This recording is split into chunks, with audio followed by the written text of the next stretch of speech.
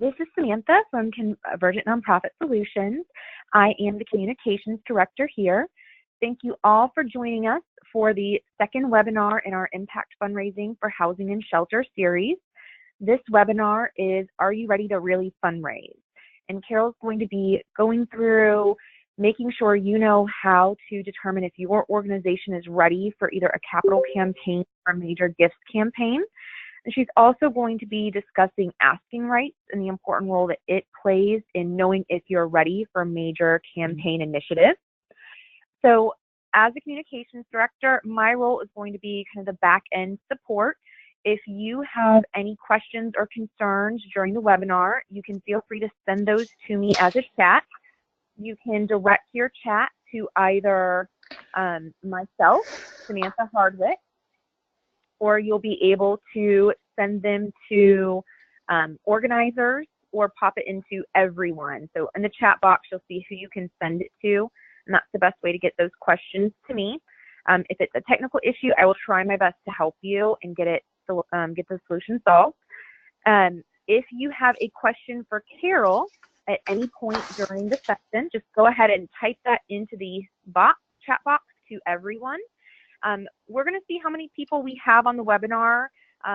If there is a smaller group, I'll take everybody off mute, and that way we can pause throughout and give everybody a chance to ask any questions, in which case you'll just need to self-mute to help keep background noise off the webinar.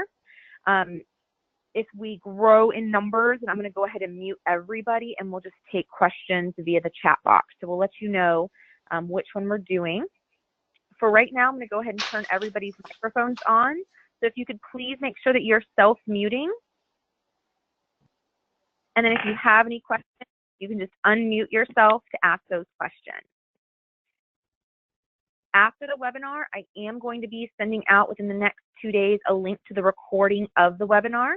If you'd prefer to get the actual physical slides, you can just respond to that email asking for the PDF version of the slides, and I'll send those to you as well. All right, without further ado, I'm going to turn things over to Carol. Thank you very much for joining us. And if you do have any questions throughout the session, you can also tweet to @CarolWick using the hashtag #ImpactFundraising, and I'll be sharing information from the session there as well. Great, thank you so much, everybody. Carol, it's all yours. All right, well, good afternoon, everybody, and I'm very excited to be here. We have about 40 people that are going to be joining us today, provided that they're not up north in the blizzards and other things happening. So, but right now, since there's just a handful of you on, I would love to give you a lot more one-on-one help. So if you do have a very specific question and you'd like to have that answered, put it in the chat box. I'm having a little of my own technical difficulties today, so I'm on an iPad, and so Samantha is being the captain driving the ship today, so bear with us. What I'm going to do today, though, is actually the second part of our series here, and we've had 3. On the next slide, you'll see this is part 2 in 3 webinars. The first one we talked about our outcomes and how do you really identify what people care about. The second session that we have today is, are you really ready? And I think one of the #1 fears that executive directors, development directors, and boards of directors have is, are we going to go and spend a lot of money on a capital campaign or launch a major gifts effort and it's going to fail because we weren't ready? I have, my background is actually as a trauma therapist, and I joke around that I spend more time doing work with boards around post-traumatic stress disorder, of having been really burned bad by consultants who come in and charge a whole lot of money and then don't raise any. And this is probably the #1 question I get asked when I go into a room is, how do you know we're not going to just spend a lot of money and not raise anything? So we want to make sure that every single person who comes to us, before you ever launch a feasibility study, that you have everything in place. And then next month in March, we're going to wrap up the series and we're going to be talking about how do you actually find those people to cultivate for major gifts prospects. We're going to be walking through the whole process from how do you find them all the way through to how do you do the ask. Yeah, go ahead, Samantha. Go on to the next one. So one of the things that we talk about at Convergent a lot is asking rights, and this was developed by one of my partners, Tom Walzer.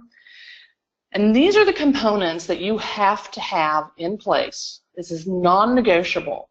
If you don't have these 6 components in place, you are not ready to launch a fundraising campaign. And it's really important that you can actually go in and assess each area. And when we go in and do a feasibility study, this is actually what we assess. We assess whether or not you have asking rights. Do you have the right to go and ask somebody for money, or do you still have things that you need to work on in your nonprofit, around your mission, around your board, that need to be addressed before you can be successful? So we're going to go through these today, and I want each of you to kind of think about, in your own nonprofit, what are the areas where you really need to work on addressing so that you can be ready to fundraise. So moving on to the first one, we'll just jump right in.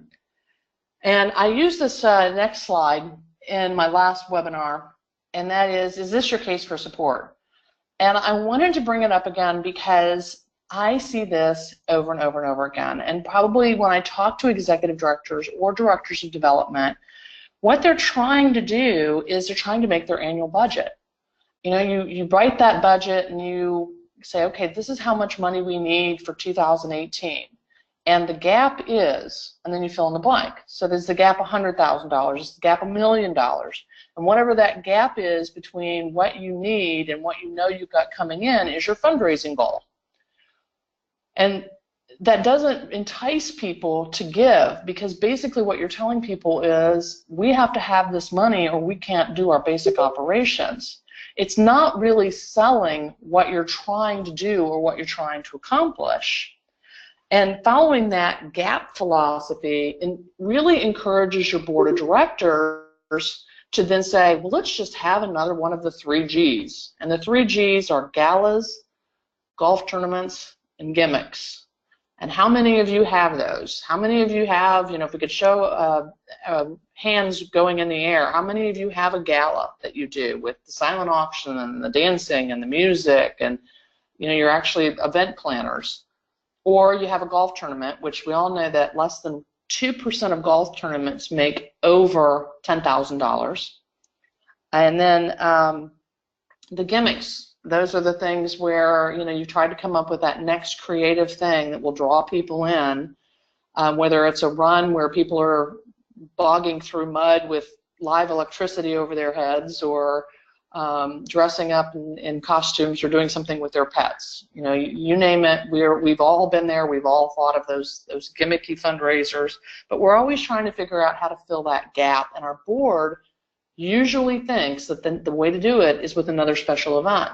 But what we know is that special events have about a 10 to 15% profit margin, and that profit margin is actually decreasing. That's because when you add in soft costs, meaning volunteer labor and staff labor, that you really aren't making as much money as you think you are. And volunteer labor is actually not as reliable as it used to be. Neither is major gifts fundraising. So it's going to be really important that you come up with some alternatives beyond your special events.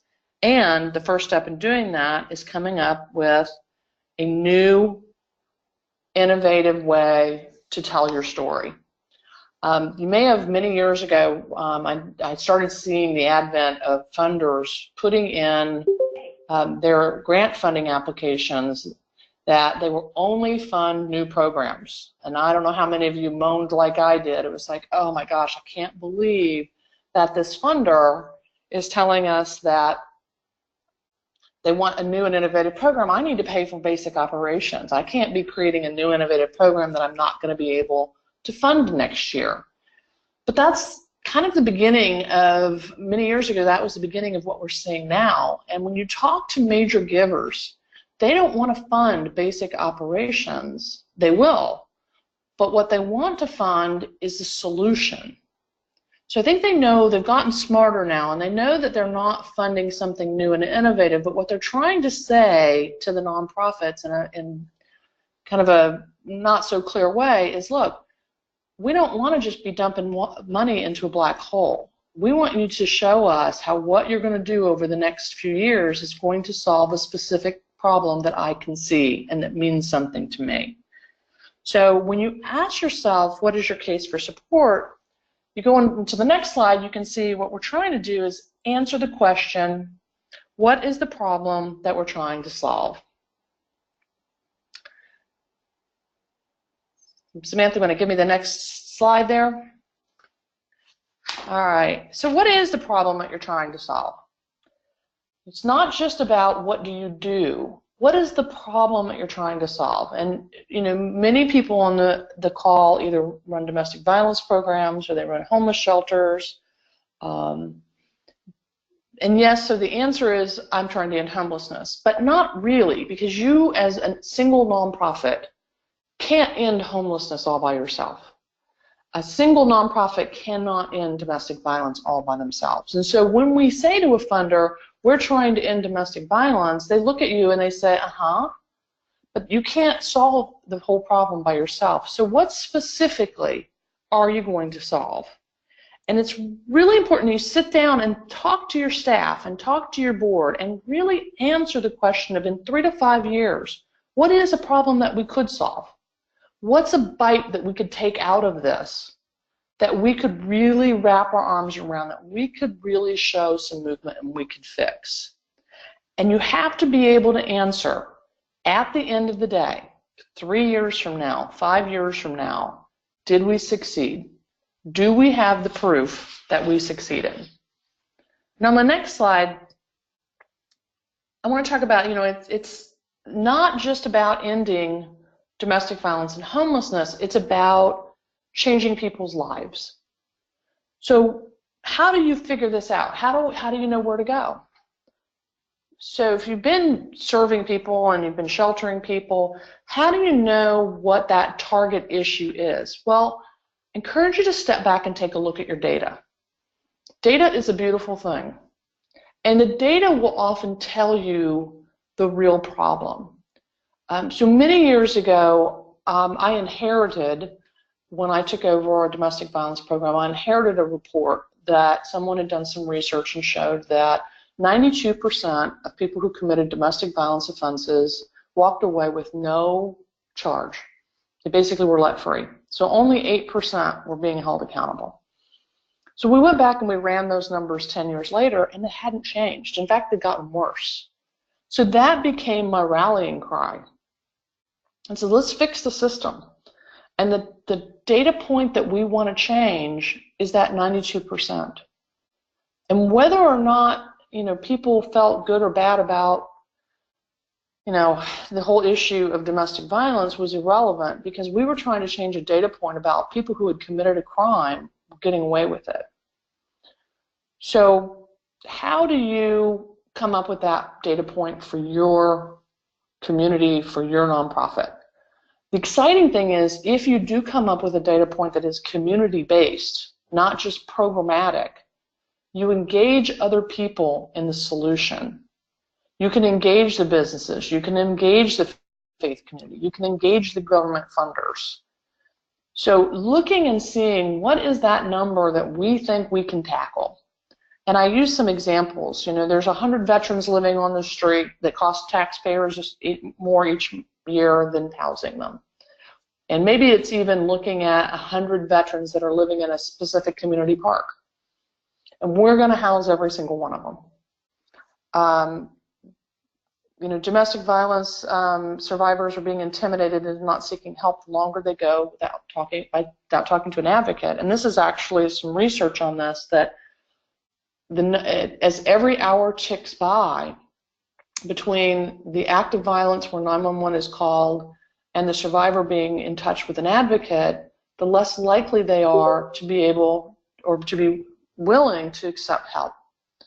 So we helped create a program that decreased that window. where at the scene of the 911 call, they were put into contact with an advocate.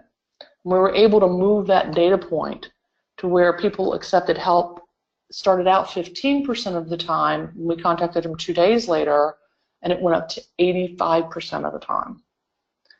People were thrilled because they saw that we were making a change in a real, tangible way with our programs. It was a program we already had in place. It was our hotline. We just made some shifts, but we got $300,000 extra to be able to make that shift. So be thinking about what you as an organization, what is that data point, and what is that real tangible thing that you might be able to tackle that can really show the community that you're shifting the needle. And next, we want to talk about another really important sense of urgency. Why now? Why do you need to do this now? A lot of times funders are like, well, why do they need a building now? Why are they launching this program now? And if they're questioning why now, you need to step back and be able to explain why now is the time this has to happen. I was working with a nonprofit just yesterday, and they're actually being evicted from a site that they've been leasing for $1 a year. Huge sense of urgency. But they also have some other issues around sense of urgency where if they can just add a little bit more space, they can more than double the number of people that they serve every single year, and they have a waiting list. So huge sense of urgency there. But for you, why is it that somebody should be concerned? Obviously, right now we're seeing a lot of issues in the wake of the shooting here in Florida around gun violence and gun violence activism. So maybe you have a program where you're dealing with post-secondary trauma of gun violence victims at your domestic violence center. Real sense of urgency around doing something like that. Maybe there is a sudden rise in emergency room visits by chronically homeless individuals, or something that triggers the sense of urgency. But be very clear when you're thinking about your plan, why now? It can't just be because you've got a gap in funding. It can't just be because you've got more people to serve than you have money to serve them. We have to really think about, again, going back to that data point that you want to move. Why is it important to move that needle in your community right now? And then the next part is, what's the plan? So a lot of times I see that nonprofits will come to me and they'll say, well, we need to raise money, and they may have some good outcomes that they want to talk about, but they really haven't articulated what they want to do in a plan. And whether you have a major gifts program or not, I always talk to people about you need two separate types of plans. You need a strategic plan, which is really about quality improvement. Strategic plans tend to do things like employee retention, program quality, grant work. Maybe it's improving your outcomes on your programs. Might even be around some human resources and culture improvements in your organization. You probably have a fundraising plan and a marketing plan and a lot of other plans, but this plan is how you're going to move the needle plan. And the beautiful thing about a plan that you would present to a major gift, or prospective major donor, is that plan should be drafted into a very simple 3 to 4 page document, a little bit of history about your organization, a little bit of history about the problem. Why is that issue that you're going to tackle so horrible, or why is it something that so desperately needs to be addressed right now? Again, that sense of urgency. And then here's how your organization is going to solve the problem. So if you've got, let's just take the 92% problem where domestic violence offenders were walking away without any accountability. I didn't really have control over that as a domestic violence program because we didn't deal with offenders. But what we did do is we could support the victims through the criminal justice process so that they felt more supported, so that they felt more, if they wanted to testify, they could testify. They had the ability to have justice around housing issues, had access to employment. They became more stable, and we actually addressed the homeless issue by stabilizing and supporting survivors through the criminal justice process. So I was able to actually articulate the sense of urgency, the number that we would be moving, how that would impact that number, and the dollar figure that we needed. So my pitch, like a venture capitalist, was for $300,000. So I had figured out what all I needed: staffing, staff support, admin overhead, and I don't know how many of you have an admin overhead of under 15%, and if you do, it's too thin. We typically would add 20 to, however high the funder would let us go, but 20 to 25% admin overhead to account for their supervisor, the human resources, payroll, insurance, their desk, whatever else it might be. And then that way you're paying for some of your basic operations in addition to the expenses that involved in fundraising for the effort. And we would wrap that into a budget and take that out to our major donors and say, this is the plan, here's what we're trying to do, and here's the impact we're going to be able to show down the road in 2 to 3 or 5 years. So your plan has to be very well thought out, but again, it's not the same as a strategic plan. So when we come in and we say, do you have a plan? A lot of nonprofits will send us their strategic plan, which is great, but that's not what you would put in front of a major donor. The major donor plan is really that document, that 2 to 3 page document that talks about the need, the sense of urgency, the outcomes that you're going to be trying to get, and how you're going to get there, and then how much is that going to cost. Have any questions on all of that at this point? I don't know if there's, in the chat, we've got everybody. All right. So when you do your plan, the next slide, it's really important that you be very specific. This goes back to your outcomes. The more specific that you can be, the more dollars that you're going to have after the ask, because people want to know that they're making a good investment.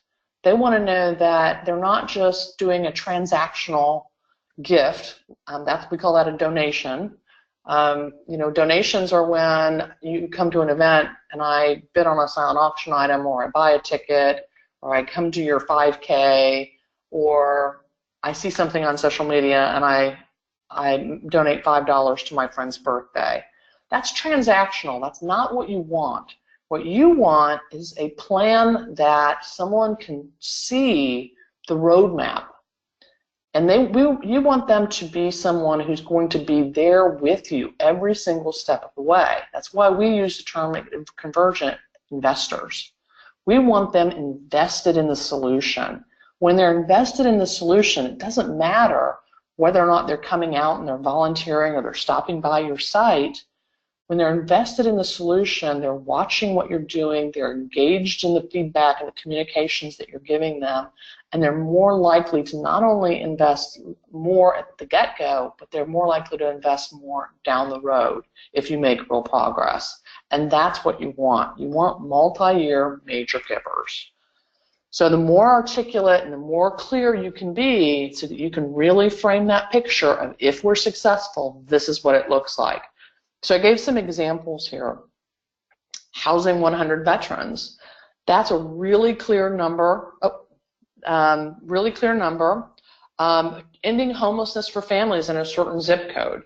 Sometimes I think we get hung up on everybody who comes to our door is our client, and we don't go out and try to fix the problems in our community. But investors will often, if we have an idea and we think we can fix a problem in a certain zip code, I did that with a Project Courage prototype that I developed.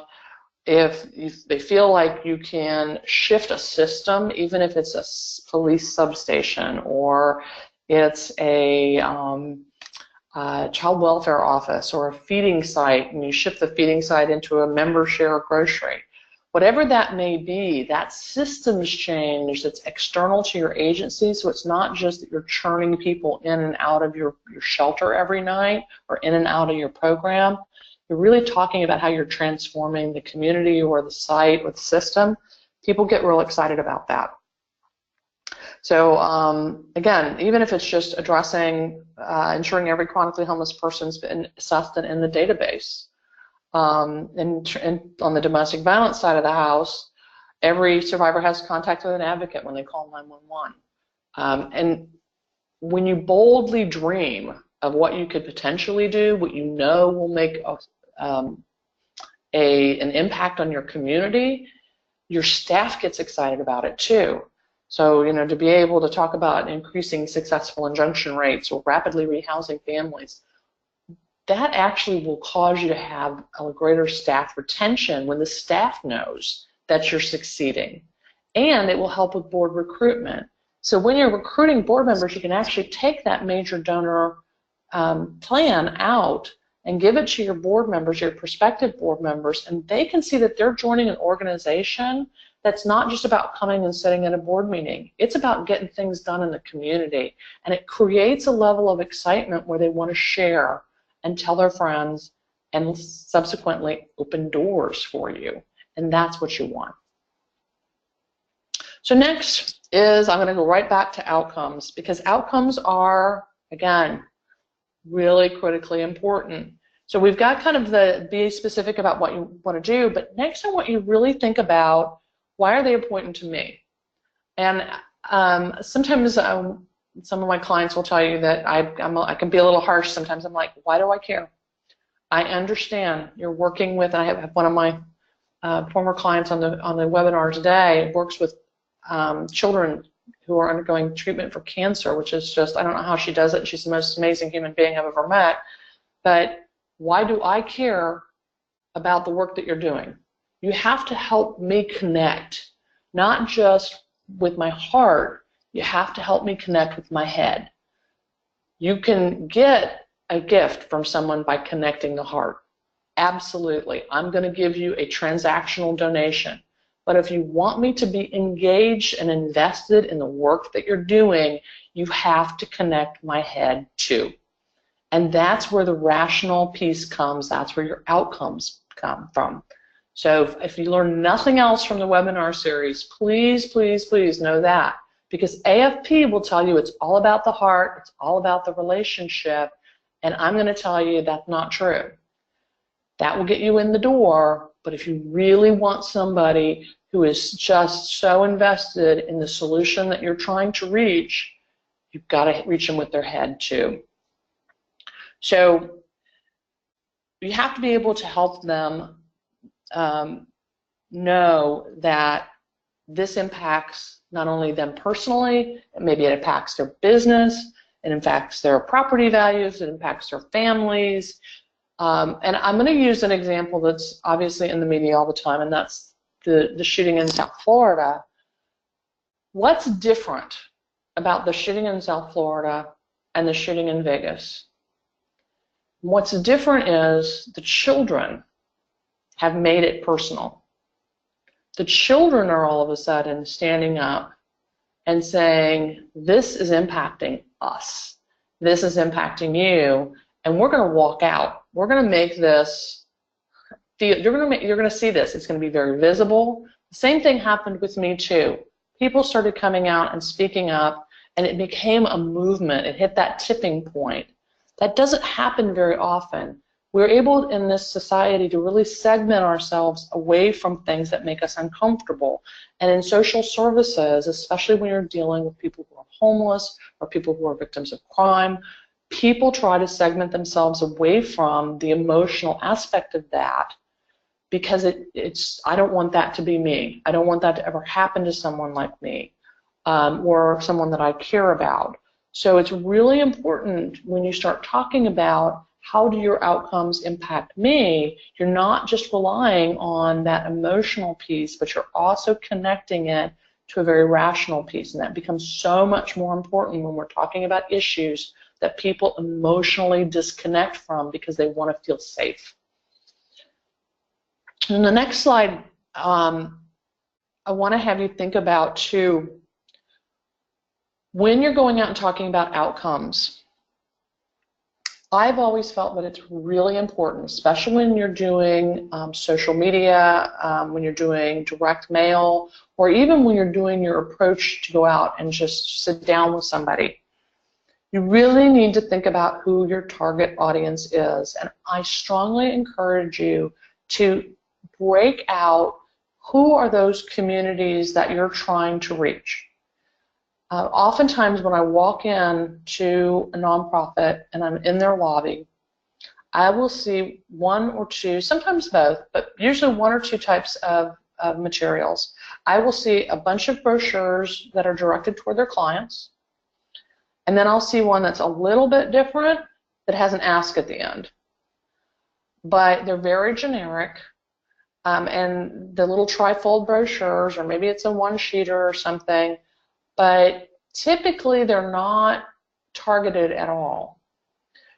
What I want you to do is to step back and forget about brochures.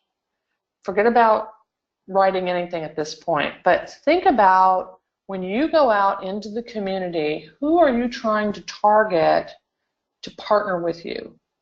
Who are your primary sources of funding? And I have in here your clients, so you have to have some communication for your clients. But that communication is very, very different than the communication that you're going to have to other parts of the community. So let's take the clients and kind of set them aside, and then think about how you need to engage your clients to let them know that the services that you have available, and how's the best way to reach them, because it rarely anymore is with a brochure. But then let's just talk about businesses. And in the last webinar, I showed you the domestic violence health cost calculator.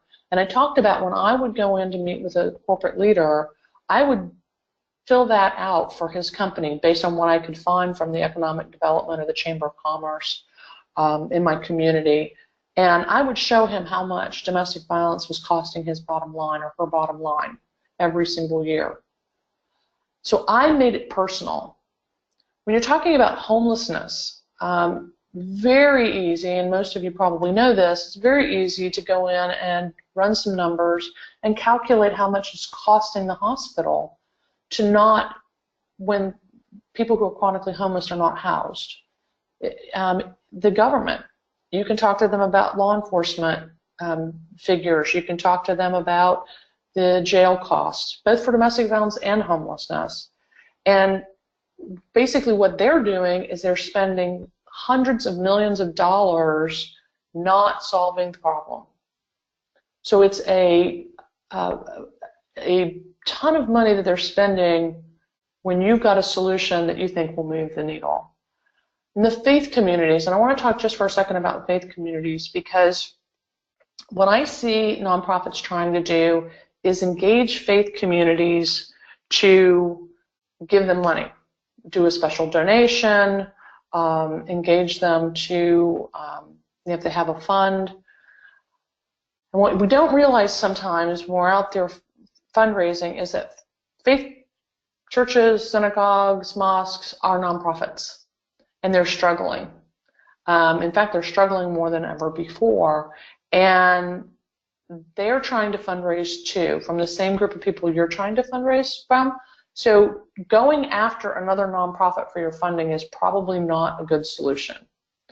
But engaging them to bring in people who are potential major donors as volunteers or for in kind is a great solution. If you need to get people engaged, think about where they go, where they spend their time. It might be in a Rotary, it might be at work, it might be in their church. But don't try to target your faith communities for a source of money. Target your faith communities as a source of engagement of potential major donors. And then sometimes we forget about the government. And we forget about the fact that we need to steward and cultivate the government officials just like we do every single other major donor. You should be having at least once a year, if not more, a sit down with every single elected official in the area that you cover. And you should be talking about your outcomes, and you should be talking about the impact and how your organization is a community asset. It is not a charity. I used to say that the domestic violence program that I ran was not a nonprofit, it was a public safety entity. And that we were the only nonprofit that actively intervened to interrupt and prevent homicides. And that really stuck. So what is your value proposition? Make sure that you're using that language with your elected officials, because when it comes time to vote on the budget and you've asked for your own line item or you've asked for additional funding, you've got your fans and they know what an asset your community is. The other thing that nonprofits fail to do a lot is thank the people who make the decisions behind the scenes. The aides to the elected officials, the people who oversee the councils that make the decisions, rarely get thanked. In fact, what they typically do is they get our ire when something goes wrong. They're dealing with all the paperwork, they're dealing with the deadlines, they're dealing with the applications, and they're dealing with very upset nonprofits when they don't get the funding that they want. So make sure you're saying thank you. We would do, and I'll talk a little bit more about thankathons in the next webinar and stewardship, but we would make sure that we had a stewardship plan for every single one of these target groups, that we would have a different type of engagement strategy with every single one of these groups. Normally, when you see people's engagement strategy, it's completely focused on the generic community. How are we going to engage the community? There's one type of tweet, there's one type of strategy, there's one type of messaging. You need to be thinking about, why is this important to local businesses? Why is this important to the faith community? Why is this important to local government? Those messages might be different. They may value different outcomes. So sit down and go through that exercise and see if you come up with something a little bit different. All right.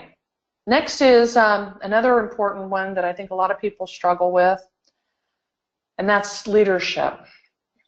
So when you go out and you talk in the community, typically there's one person in the community, it's the CEO or the executive director, and that's a person that most people recognize. And funders, and especially investors, people who really want to walk that path with you, they have to believe in their core being that you can pull this off.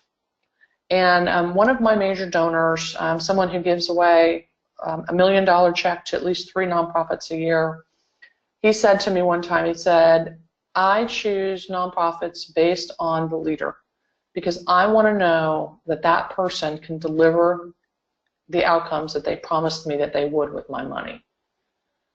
So kind of ask you a couple questions here. What are you doing to promote yourself? A lot of times nonprofit executive directors do not promote themselves. They don't want to get the awards. They don't spend any time on making sure that they're nominated for things. But think about what your business counterparts are doing. If you have a business journal in your town, or your local newspaper does the best companies to work for, why is your company not applying for those? You should, because it gives you credibility in the marketplace. You have to make sure that your investors know that you've got a good company and that it's solid, that you're one of the best places to work for, that you are the CEO of the year, that you've got this expertise, and you're not just somebody who has a big heart that's been doing this for 15 or 20 or 30 years. So make sure that you've got a plan, and not just for the CEO, but for your bench, for your chief operating officer, for your other staff. You know, a lot of nonprofits, the only people that they know are the executive director sometimes and the director of development. And we also know that that can be a challenge. The other thing is, how is your board? How healthy is your board? I am a huge fan of term limits. And if you don't have term limits, let's chat. We can talk about how we can shift you to having term limits. But you need to have about 80% attendance at your board meetings. 100% of your board has to give, or you will never be able to do major gifts. If you can't get the people who are the most connected to your organization to give you money, you will never get people who are outside of your organization to give you money. Bottom line. So if your board's not giving, you need to really step back, and that's the first problem that you need to solve. And ask them why they don't give. Flat out ask them. Because if you're planning on taking the organization to a major gift strategy, they have to start by writing a check. And if they're not writing a check, then you have to figure out what the problem is so that you can address it before you go outside and start asking those questions. They're going to have to go peer-to-peer, and they're going to have to open doors for you. And if your board's not opening doors, again, why? What's the fear? Either they don't have doors to open, which means that you probably have somebody who just needs to be a volunteer, or they're afraid to open doors. And if they're afraid to open doors, it means that you've got some problems within your organization that you need to resolve. So you either need to sit down confidentially, one-on-one with them, or have somebody else do it for you so that you can figure out what it is that makes them afraid to use their own personal brand to spread the word. And it could just be that there's no plan.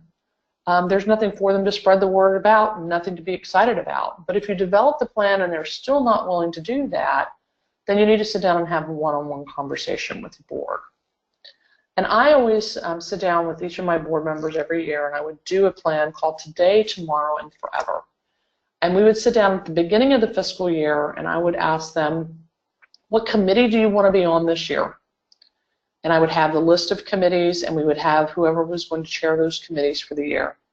What's your annual fund gift going to be? So we can go ahead and put that down and have that planned out. What special event are you going to work on? And I recommend you never have more than 3. I would say 2, and know that special events, the goal is awareness, not to make your gap get filled. But what event do you want to work on? And then the third one was, are we in your will? Have you made a planned gift strategy? And then also, if you're in a capital campaign, what's your capital campaign gift? Or I would review the status of their capital campaign pledge. So that's something you can do with your board, and it starts to really open up the conversation about how they're going to be engaged, what they're going to do over the course of the year. If you're doing a Benavon raising more money type of event, they need to be cultivating people for their event. That they don't need to just invite 10 people to an event and then expect them to give. I actually got invited to a Benavon event the other day, and didn't even know I was at a Benavon event until about 10 minutes into the event, and I was like, oh, okay, that's what this is. They really should be thoroughly cultivated. They should have opportunities to show off your programs and your activities, and anyone who comes to one of those events, Raising More Money event, should be thoroughly connected to your organization before they walk in the room. All right, so the next slide I want to we got about 15 minutes left, I want to talk briefly about, and that is, who's going to ask? Believe it or not, this is one of the biggest problems that we have. Most people think it's their board, but it's really who's going to ask for money. There are some executive directors out there that are really great at asking for money, and then there's some that are not. But what we do know is, on a national average, most directors of development stay 18 to 24 months. And I believe that that's because most of them cannot ask. We did a poll here in Central Florida, and there are hundreds and hundreds of development people here in the Central Florida market. And we asked how many of the funders felt that there were, how many development people did they feel were in the market that could ask and close a deal. And the number was 5. So you think about the hundreds and hundreds of development people, and they felt there were 5 that could actually close a deal. Closing a deal is not the same as community engagement and awareness. And I think for years in the nonprofit community, and Samantha, if you hit enter twice, we'll pull up some more information here. We've been hiring people who we feel have passion for the mission and are very outgoing, and they'll go to all the events, but only about 17% nationally know how to close an ask. And that's critical for a major gifts program. So if you can't do it yourself, which frankly, there's only so much you can do as an executive director, or even if you are a director of development. If you're a director of development and you can't close an ask, you need to learn. And you need to know the difference between community awareness and / business development and sales. So in the next slide, I guess the most important thing here is, do you have the right people on the bus? Think about your fundraising ability. Community relations is very different than a development closer. And I'm going to call it a closer because at the end of the day, you need somebody who can sit across from that person who you're going to ask for 6 or 7 figures, and they have to know when's the right time, how to do the ask, and be not just comfortable doing it, but excited doing it.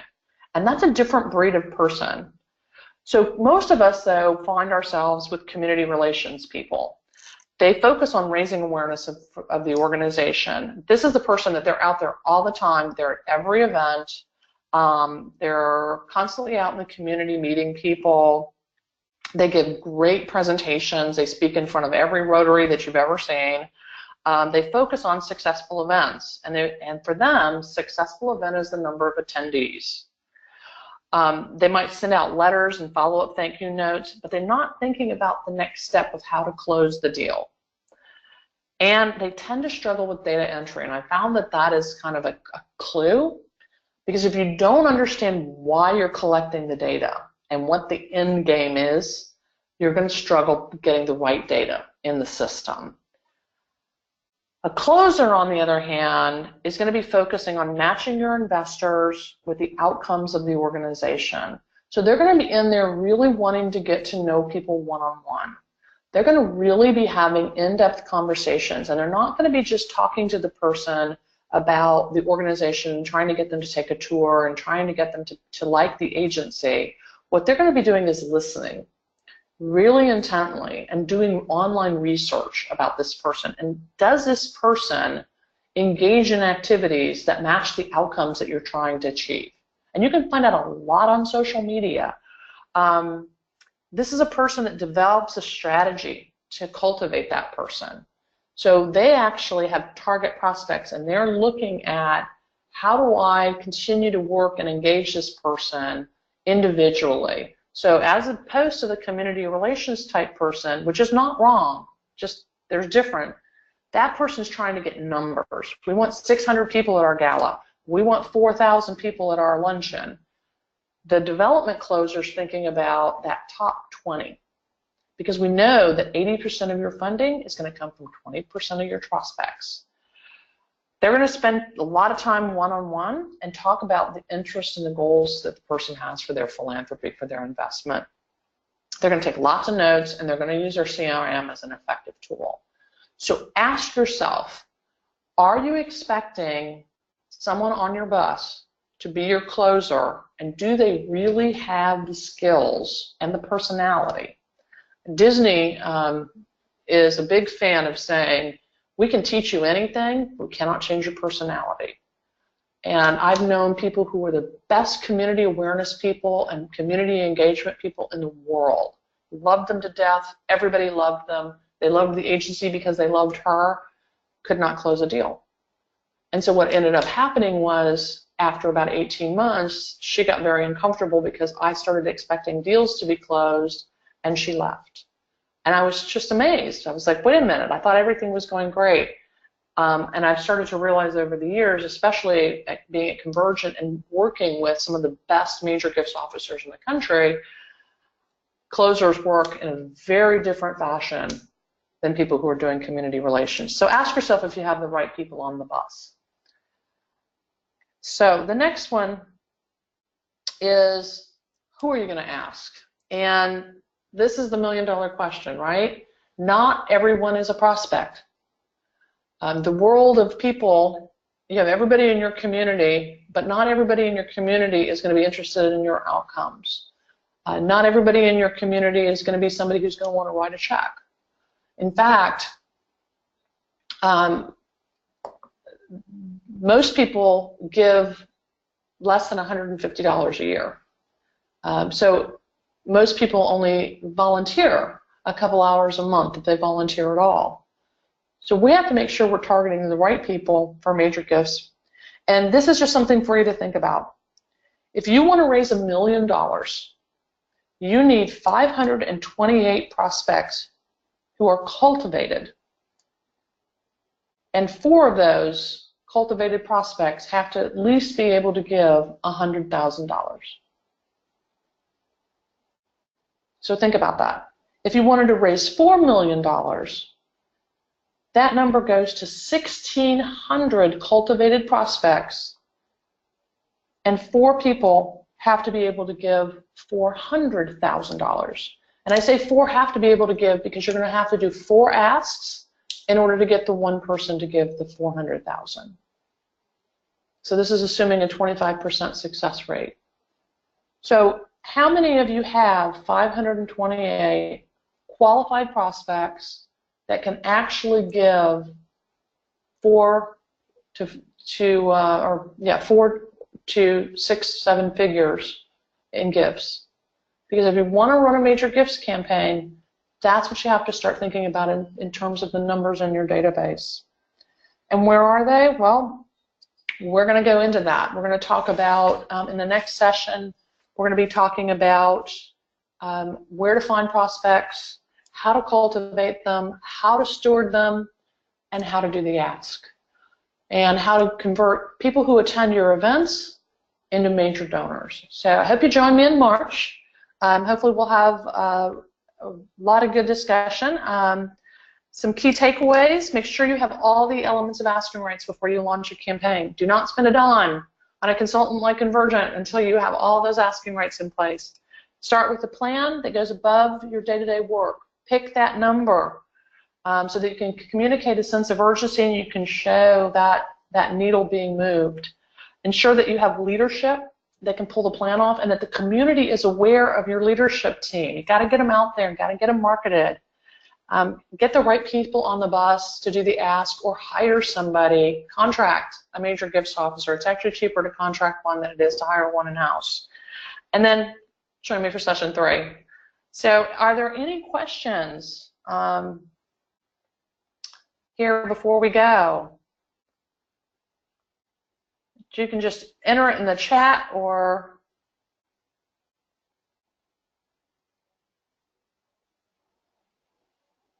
Samantha, if you want to take people off of mute, or if you want to unmute yourself and ask a question. Anybody have any questions?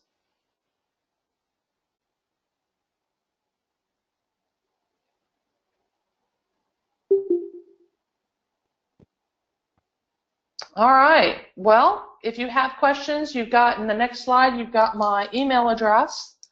Feel free to shoot me an email. I'd be happy to talk to any one of you if you have any questions and want to know specifically the situation that you've got in your own organization. And all right. Doesn't look like there's any questions. I've been watching the chat box, so I guess you answered everything thoroughly during the webinar. As Carol mentioned, if you do think of any additional questions, you can contact her directly at the email address, or you can respond to us after the thank you email goes out. So keep your eyes out for your inbox. It'll be going out either tomorrow or Thursday. And again, that email is going to include a link to the full presentation. That way you'll be able to go back and watch the recording. It will also provide you with a link to go ahead and register for the third webinar. And if you would prefer to get an actual PDF of the slides, just reply back to that email. It'll come directly to me, and I'll be able to send you the PDF of the slides instead of the recording. And if anybody has any burning questions about prospects, how to find prospects, how to ask prospects, how to cultivate or steward them, make sure you send us a note ahead of time, and I'll make sure I cover it in next month's webinar. All right, well, everybody, you have a wonderful rest of your day, and thank you for joining us today.